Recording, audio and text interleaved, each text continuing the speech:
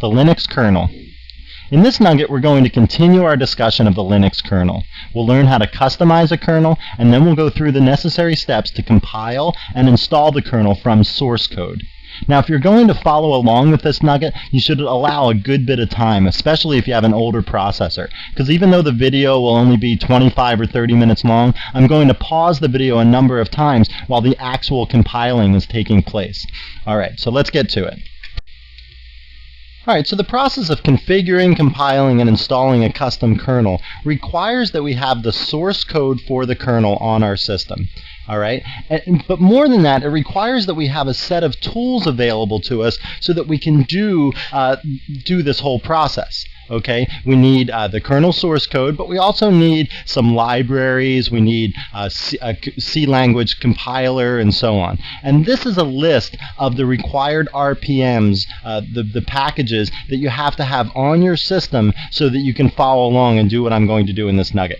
Alright, so let's just go over what each of these things are. Kernel source, and notice I've written them as kernel source -star. So that's, the star is just representing the version number. So if you were going to check whether you have this particular package on your system, you could do like an RPM command. You could say RPM -q kernel source -star. And this will tell you whether you have the kernel source on your machine, and it will also come back and tell you what version it is. So it'll come back and say something like, kernel source, dash, 2.4.20-20 or something like that. Okay, and so the current version of the kernel source that you have on your machine will come back from the output of this RPM command. And you should do that for each of these elements here. glibc has to do with libraries for the kernel headers. This is a developmental or development C library. This has to do with a C language preprocessor. Binutils is a set of binary utilities that we're going to need available to us.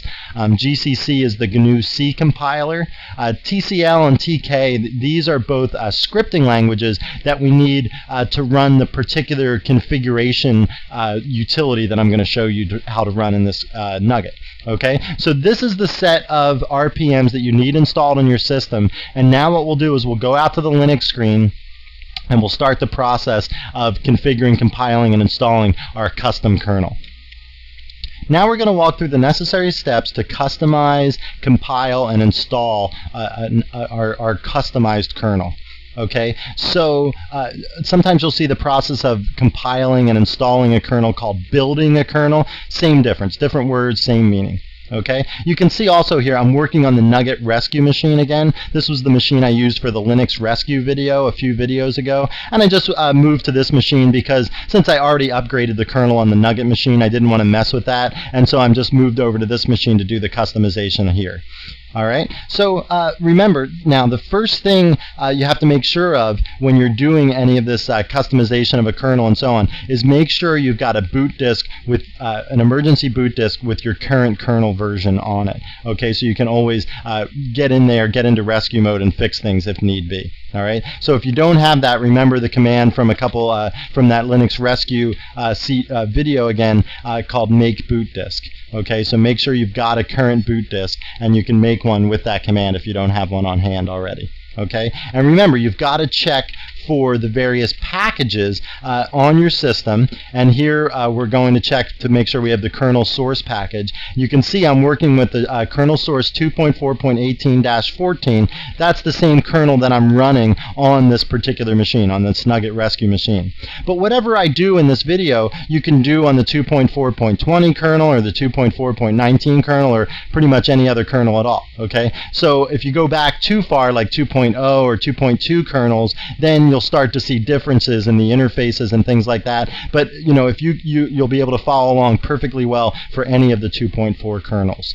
Okay, so this is the kernel we're going to customize, and remember to check all those various RPMs that we talked about on the whiteboard just a couple minutes ago, and make sure all of those things are installed on your system. Now, once you get all those installed, actually, I'm going to switch over to be the super user here because you have to be the super user to do this process. And then go to the user source Linux 2.4 directory. All the rest of the commands that we execute in this video are going to be done from the user source Linux 2.4 directory. All right. Now, the first real step in customizing and building a kernel is you have to make sure that the source tree, so the part of the directory structure that holds all the source code, you have to make sure that that's in kind of a predictable state. Okay, and the way that you can do that is using the make command and say make mr proper. Okay, now the make command, really what it's doing is it's executing a script called a make file, and a make file just has separate sections in it, and you refer to those sections like mr proper is one of the sections in the make file that was created. Okay, and so what this is going to do is this is going to go through the source tree and make sure that that everything's kind of in the right order to progress through the rest of this process. Okay, so this is going to do that for us. Now, one thing that you want to note before you execute this command is if you've already got a configuration that you like, say you've already configured this kernel once. Well, somewhere in this directory, you're going to have a file called .config, and you can see here I don't have that file .config because I didn't do any customization on this Nugget Rescue machine. Okay, but if you've done some customization, take that .config, and you want to use that customization again for your future kernel, take that .config file and save it somewhere else on the system. Don't save it as like .config.backup or something like that, because it's still going to be found and deleted by the make mr proper command. Okay, so take it and copy it to some other place on the system. Call it something different. Just keep track of where you're putting it so that you can copy it back later. Okay, so what we're going to do here is we're going to say make mr proper. Okay, and then it's going to scroll a bunch of stuff up the screen, basically what it's executing, and you can see all the stuff that it's doing here. It's deleting files and so on, and it's recursively going down a set of directories and so on. Okay, and now we're back to the prompt, and it's done its preliminary work to make sure the source tree is in good order. Okay, so let's just clear the screen so that we can see exactly what we're doing now. Okay, now if you took that .config file that you had, if you had one, and you copied it somewhere else, now you can copy it back to the Linux 2.4 directory, okay, and make sure it's called .config when it comes back to this directory. All right. Now, if you've never had a .config file, or if you just want to start from some classic or standard configuration file for your particular system, you can look in the configs directory under Linux 2.4, and in there are a bunch of sample configuration files for all sorts of systems. Okay, now for my system, I'm going to pick this one, the kernel 2.4.18.-athlon.config, because I've got the Athlon processor. So what I can do is I can copy this configuration file up to the Linux 2.4 directory and call it .config up there, and then that will be sort of a starting point for my configuration. You don't have to do this. You can start from a clean slate and just configure everything yourself. I think it's smart to at least have some sort of base configuration so some of the basic decisions are taken care of for you. Okay, so what I'm going to do is I'm going to copy configs kernel.athlon.config and copy that up to the .config file. Okay, so I do that, I do an ls-a on my current directory, and now you can see the .config files there. Okay, so now I've got my base configuration that I'm starting from, and now to do the remainder of the configuration that I want to do to customize my kernel. So by customizing my kernel, what I'm saying is I'm deciding what things are included in my kernel, what things are included as modules, and so on. Okay, there's three options to do this customization. One option is you can just say make config. Now, make config is the least desirable of these three options, and the reason is because make config, what it does is it's a text-based interface, but not only is it a text-based interface, it's sort of a serial interface or a linear interface, in that it's going to ask you a whole bunch of questions one after the other, like hundreds of questions perhaps, depending on how you answer the initial questions. So and then you answer yes or no to the questions. You can answer M for including something as a module, that sort of thing. Okay, but you can't go back and make changes to questions that you answered previously. So if you screw something up, then you have to start all over again and do it again. Okay, another option instead of make config is called make menu config. Now, to do make menu config, it's basically going to be the same as the next option that we look at that we're actually going to use. It's like the difference between doing a Linux text-based installation and a Linux graphical installation. They both do the same things, but they have different interfaces. Okay, this menu config is still a text-based interface, and you can go back and make changes, unlike make config. But so you can use this if you like. To do this, though, you got to make sure you have two other packages on your system, and those packages are called ncurses4, and you can check for it by saying rpm-q ncurses4 *, and then the other one is ncurses-devel. Okay, so you check that one by saying rpm-q ncurses-devel-*. Okay, so you have to have those two packages on your system if you want to do the make menu config.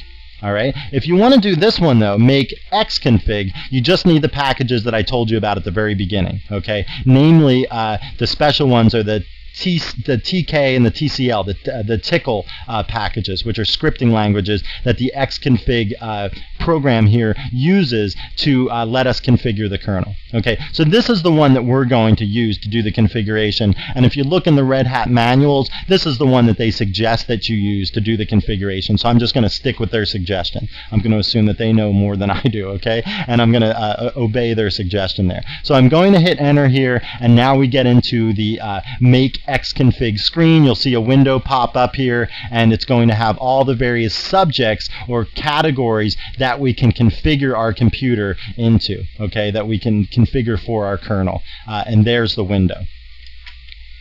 All right, now let's look at some of these headings here and look at the kinds of things that we can configure in our Linux kernel. And I'm not going to go through every single one of these menu items, and I'm not going to go through all the various sub-menus under these headings and so on, because we'd be here for like 5 videos talking about this stuff. And it's not that critical. I mean, if there's some particular thing that you're looking for, look on the internet, see where you would configure it, and then go ahead in there and configure that particular thing.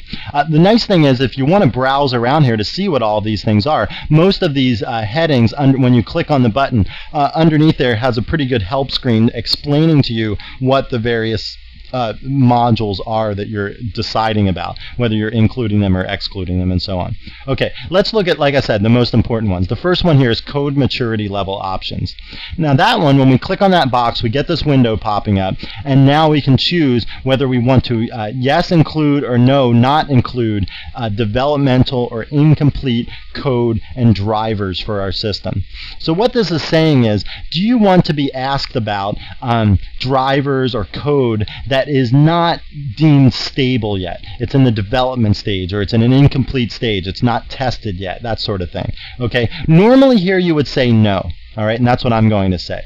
You would only say yes the only reasons you would say yes is if you were on, you were actually doing development of the kernel, and you needed to, look at some of the stuff that other people have written, and you're going to try to fix it or help them out to test it or whatever. Okay. The other reason you might say yes is because you've got some brand new hardware device that doesn't have a stable driver yet, and so you need to have this developmental driver on your system so that you can try out your brand new hardware device.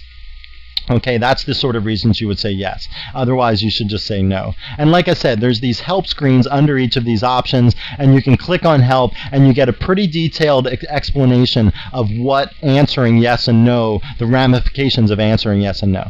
Okay, and you can see the summary down here. It says, unless you intend to help test and develop a feature or a driver that falls into this category, or you have a situation that requires using these features, you should probably just say no here. Okay, so we'll just say no, and we'll go back to the main menu, and then we'll look at loadable module support. Now this one has to do with enabling loadable module support, the kernel module loader, and so on. This is all about having a modular kernel. Okay, if you say no to all of these things and you're not enabling loadable module support and you don't want a kernel module loader, then you're basically going to build a monolithic kernel. Okay, feel free to build a monolithic kernel. Nothing's going to be wrong, but a modular kernel is going to perform better because it's going to eat up less resources in the system, like memory and so on. Okay, so I'm going to leave all those checked as yes. That's important. Alright, so processor type and features is where you can set very low-level specifications for your processor, low-level kernel modules. General setup, you can go in there and look around and see what's in there. It is what it says, general setup for the kernel modules. Binary emulation of other systems. This has to do with whether you want to be able to run binary code from other sorts of systems. So do I want to run binaries from like SPARC stations or something like that? Then I could set that up under this particular heading here. Going down, parallel port support, pretty obvious what that is. You're configuring modules for your parallel ports on your system. Parallel ports, typically you plug in printers to there. You can plug in disk drives, things like that. Okay. Then multi-device support like RAID and LVM. If you're going to set up RAID array of disks or logical volume managers, then there are kernel modules in there to support that. Networking options, all the various network cards and network drivers and so on, you can configure that in there.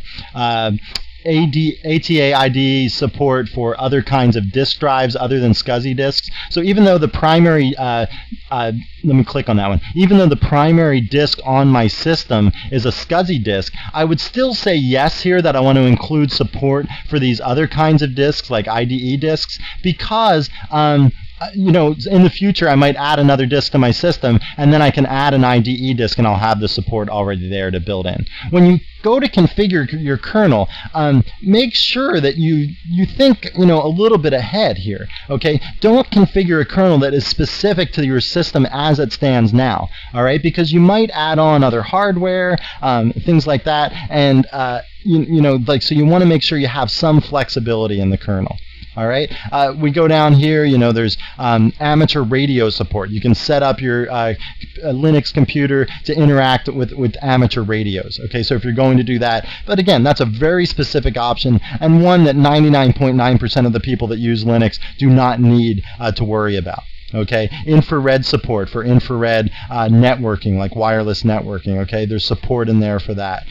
Old CD-ROM drivers. If you don't have a SCSI or an IDE CD-ROM drive, if you have something older, then you have to get drivers from these modules. Make sure they're loaded.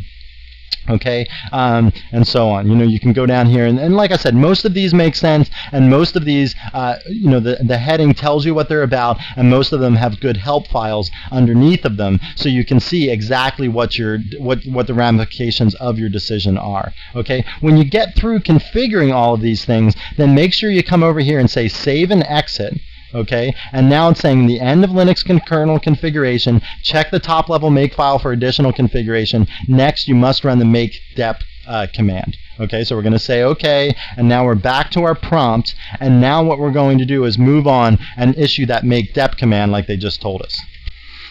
Alright, so we've saved our configuration, and now there's a new .config file in our Linux 2.4 directory here that encompasses all of the changes that we made using make xconfig. Okay, now like that suggestion said, now we have to run the make dep command. And the make dep command is going to check for dependency information. Okay, so we've got to make sure all the dependencies are set up correctly, so that's what this is going to do for us.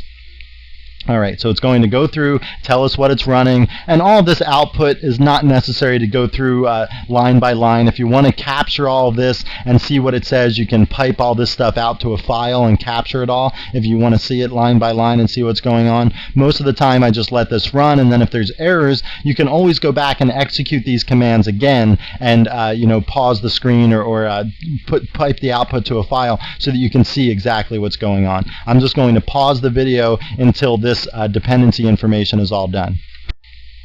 Okay, so now that make dep has run and all the dependencies are set correctly, the next thing we do is we issue the make clean command. And now this will prepare the source tree for the actual compilation. Alright, so I'm going to issue make clean, and then again a bunch of stuff's going to scroll down the screen, and things are removed that are not necessary for the process of for building out of the source tree here.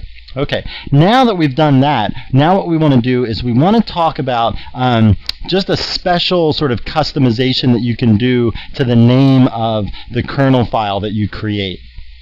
So if we look at, in this directory here, if we look at the make file, the actual script that has all of these various options for make in it, if we print that out to the screen, and I'm going to pipe that through the more command so it doesn't all scroll by, you can see here this extra version information. And the extra version right now, let's just look at this whole thing, like 2.4.18-14. Okay, that's the kernel that we're building. But notice it appends a custom onto the end, so that then when we create this custom kernel, we'll be able to distinguish it from our original kernel. The same reason before in the last video when we went to install the new kernel, we did an install and not an upgrade, so we still had the old kernel around. The same thing is true here. We don't want to customize a kernel and then delete the kernel that we knew was working perfectly well. Okay, so what we're going to do here is we're going to have this custom tag after that. You can go in and edit this make file if you want and change that. You can put your initials there, you can put the date that you're creating this, whatever, some unique tag on the end to make this kernel have a different name than the original kernel that we're customizing. Okay, so I'm going to quit out of here, and now the next step is going to be another make command, make bz image. So we say make BZ capital I MAGE. So make BZ image, and now we're actually building the actual kernel now. So I'm going to do this, and this is going to take a while. I'm just going to pause the video while this is executing, and then I'll come back when that's done. Alright, so then once make BZ image is done, then we execute make modules to make the modules that we configured. And now this screen is going to go on for a little bit, and then once that's done, then we will install the kernel modules with the command make modules install. Alright, so I'm going to pause the video again, and we'll come back once make modules is finished. Then the next step is we run make modules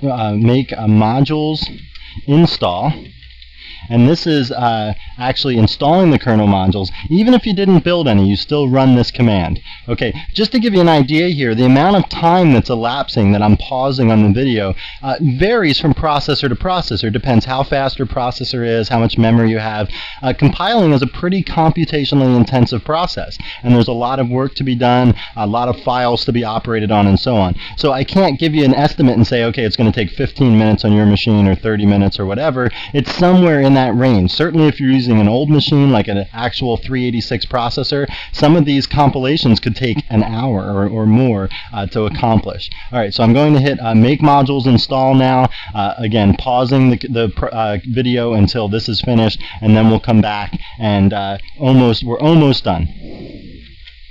Okay, and now we run make install. That last one, make modules install, was pretty fast. That was only like 2 or 3 minutes. And now make install will copy the new kernel and all the associated files to the correct directories. Okay, so in addition to installing the kernel files in the boot directory, this command also runs a couple scripts that build the initial RAM disk image and things like that. Okay, so again, I'm going to hit enter and pause the video and come back when that's all finished. Alright, well, we did it. That's all the commands that we have to execute in order to customize and compile and install our kernel from source code. If we do a listing of the /boot directory, in this directory you're going to see the new kernel right here, 2.4.18-14, the same version as the last one, but it's got that custom tag on the end. And remember, that custom tag comes from the make file in user source Linux-2.4. That comes from that make file, and it was set to be custom, and you could make it whatever you want, your initials or a date or something like that. Notice the initial RAM disk image is also there with that custom tag on it, as well as the system map. Okay, so that's what we have to do. Again, if we look at the etc grub.conf file, there's going to be a new stanza in the grub.conf file, and again, that was make install and the scripts that make install ran that put this stuff here. Okay, and it put the new kernel in there, 2.4.18-14 custom, and notice again the default stanza the default thing that boots is stanza 1, which is really the second stanza, which was the original kernel. Okay, so just like before, we've got two kernels in place. We've got this custom kernel and we've got the old kernel. So if we shut down our system now and restarted our system and we got to that grub screen, we would have two choices of kernels to boot, either the custom kernel or the old kernel. And so anything that we did in this, if we did something incorrect that causes a problem with software or various hardware on our system, we can always shut down and come back into the 2.4.18-14 kernel, the original one. All right, well, good job on compiling the kernel from source code. It takes a while, it takes some patience and some care to make sure that you're doing everything correctly, but if you follow the steps here, you should have no problem getting it done.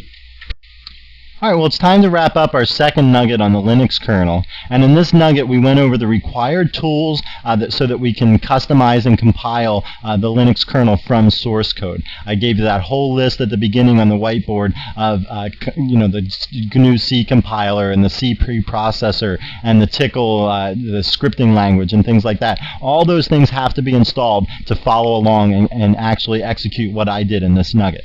Okay, and then just as a summary, the steps to compile and install. First, we did make mr proper to clean up the directory tree. Make xconfig was the tool that we used for customizing.